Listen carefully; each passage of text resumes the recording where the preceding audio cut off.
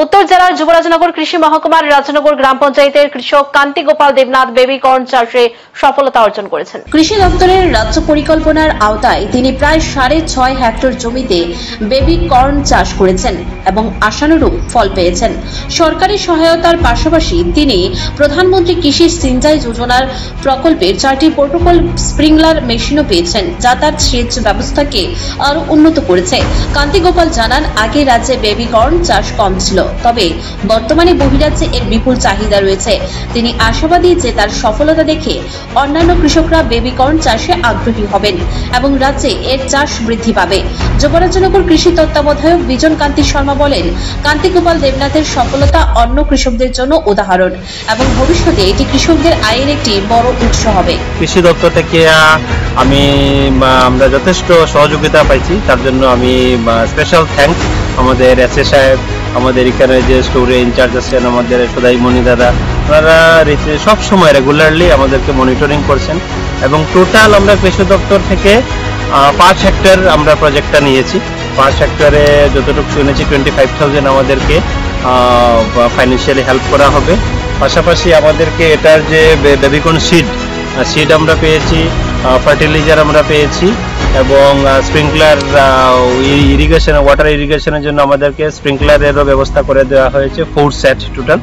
তো এখানে গোশালাতে আছে টোটাল আমাদের 12 কানি 2 হেক্টর এবং পাশে আরো 4টা প্লট আছে, সেখানে টোটাল সব মিলে আমরা প্র্যাকটিক্যালি 5 হেক্টর থেকে বেশি করেছি, প্রায় 6.5 হেক্টর হবে। সকাল থেকে এখন পর্যন্ত প্রায় 5.5 কুইন্টাল 550 কেজির মতো আমরা হারভেস্টিং হয়েছে। এটা মোটামুটি 10টা দিয়ে 1 কেজি হয়। তো এটা আপাতত আমরা যার সাথে জয়েন্টলি আমরা কাজ করি, আর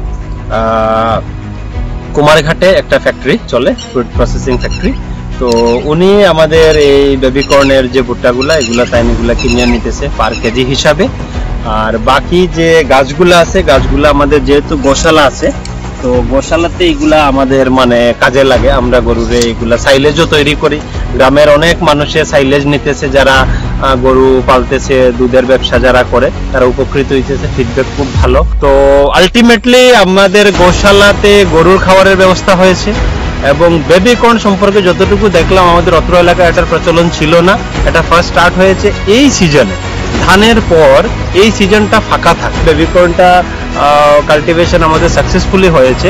আমরা আশা করি যে আমি এবার যেভাবে আমি ইনিশিয়েটিভ নিয়েছি, আগামী দিনে গ্রামের আরো যারা কৃষক আছেন ওনারা ইনিশিয়েটিভ নেবেন এবং গরুর খাবার এতদিন পর্যন্ত আমরা জানতাম শুধু ধানের খেত, কিন্তু তার পাশাপাশি এটা যে কত নিউট্রিশিয়াস ক্যাটেল ফিড হতে পারে এবার আমরা সাইলেজ বানানোর পর আমরা দেখেছি এবং আমার বিশ্বাস আগামী দিনে কৃষি দপ্তরের এই তৎপরতায় ত্রিপুরা রাজ্যে ভালো বেবিকর্নের চাষ হবে এবং ত্রিপুরা সর্বস্তরের যে কৃষকরা আছেন ওনারা বেনিফিটেড হবে।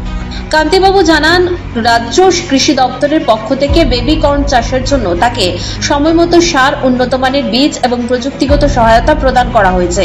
যুবরাজনগরের কৃষি তত্ত্বাবধায়ক সহ দপ্তরের অন্যান্য কর্মীরা নিয়মিতভাবে তদারকিও করেছেন তার ক্ষেত। তিনি আরো জানিয়েছেন, প্রধানমন্ত্রী কৃষি সিঞ্চাই যোজনা প্রকল্পের অধীনে 4টি পোর্টেবল স্প্রিংলার মেশিনও পেয়েছেন, যার ফলে সঠিক সময়ে সেচ দেওয়া সম্ভব হয়েছে।